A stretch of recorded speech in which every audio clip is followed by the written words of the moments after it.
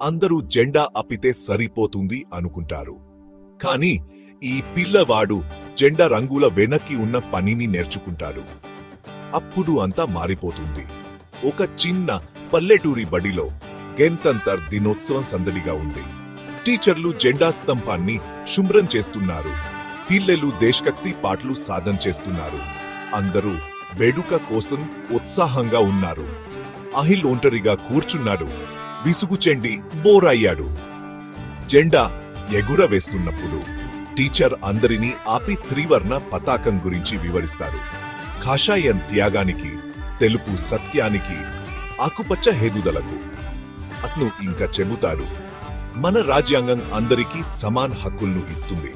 ఆ హక్కులతో పాటు బాధ్యత కూడా వస్తుంది. తర్వాత అదే టీచర్ ఆపిల్ను పరిశుభ్ర డరివ్రత్ నాయకుడిగా చేస్తాడు. ఆశ్చర్య! మొదట అహిల్ సనుగుతాడు, కానీ తర్వాత ఏదో మారుతుంది. అతను తన క్లాస్మేట్స్ ను సమన్వయం చేస్తాడు, చిన్న పిల్లలను ప్రోత్సహిస్తాడు మరియు తన చేతులతో పని చేస్తాడు. అక్షరాల పాఠశాల మారిపోతుంది. గోడలు, ప్రాంగణం, చివరికి ఆలోచనలు కూడా శుభ్రంగా మారతాయి. అహిల్ దాన్ని అనుభవిస్తాడు. అది ప్రదర్శన కోసం కాదు, సంపాదించిన గర్వం.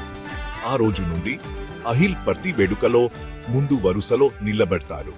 దేశం పట్ల గర్వపట్టం కేవలం మాటలు లేదా జెండాలు కాదని, అది మనం తీసుకునే రోజువారీ చర్యలే అని తన స్నేహితులకు చెబుతారు.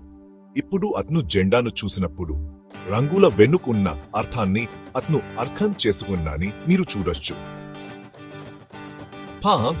గణతంత్ర దినోత్సవం కేవలం జెండా ఎగురవేయడం మాత్రమే కాదు, ఇది ప్రతిరోజు రాజాగాని జీవించడం, హక్కులతో పాటు బాధ్యతలు. అన్ని 3 రంగుల నిజమన ప్రమాణం.